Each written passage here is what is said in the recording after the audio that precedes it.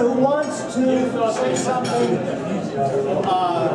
about their experience as seminarians at Blackwood, anything in general, representative of their class, or any memories they have, please stand up, volunteer, whatever information you want to give us, speak to us. Open house. Okay.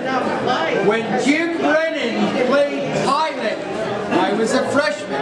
I didn't know him at all, and the guys at junior class were threatening to me. They were great, like ideal men. And when he was Pilot, he was an incredible pilot. I was the little boy with the water to wash his hands. And I went up, and when he said those things about Christ, I wash my hands of this case, and he yelled. I was so afraid of him. I was in a play. I was terrified of him. But in a later time, when somebody was playing Christ, and Christ, the whole scene, I ended up at senior in high school playing who goes up the ladder to get the body down, Glenn, who does that? It was Nicodemus. And I played with a fake beard. I had a ladder and other people. There you go. But the people who are supposed to hand me the cloth so that I can lower Christ down into Mary's arms and John the Apostle. That was the first role I did. And the problem was that when they handed me the cloth, it was the wrong cloth. It was like a band towel. So I had the hammer to knock out the nails, but I got a little band towel. I had to warn Jesus Christ. I had to tell Christ this: if I knock out the nails, I can't hold you. I'm going to drop you. And down below is Mary and John. They didn't know it was going to fall. When I dropped the other nail, Christ let me go and fell down and knocked Mary over. And it was the nuns' performance. So we were laughing hard, but the nuns thought we were crying. When we carried Christ out, it was tears, but we were laughing.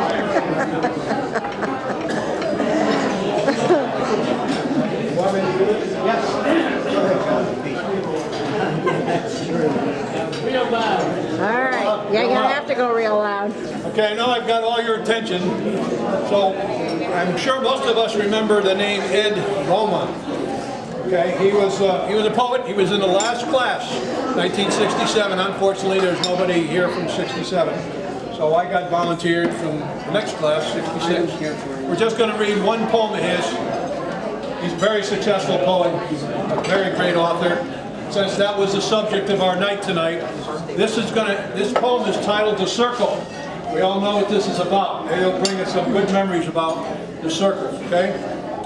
In that postcard sold at the bookstore, the circle was a wagon wheel center connecting sidewalks to St. Michael's and St. Thomas. The school building and the rec building, of course, the chapel and the refectory.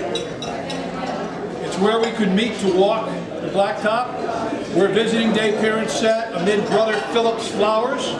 Brother Philip was a little bit before our time. Where we'd wait until 3-minute bell for evening study hall. It seemed that everything we did led to the circle. Classes and clubs, sports and music. The joys of growing into manhood together. And that day we spoke with anguished voices when Don and Chris were expelled. You all remember that? Some of you do. From the circle you could see S11 play S15 on the baseball field. Yep. You could smell Pete's cooking from the kitchen. You could hear the turtles happy together in our classroom. In senior year spring, our cigarette smoke from under the pine trees would drift across the circle as we counted the time until June 3rd. And today, we bunkmates, teammates, and classmates complete a journey. This was for the 40th year reunion. Since that Saturday, we walked in the blue commencement gowns.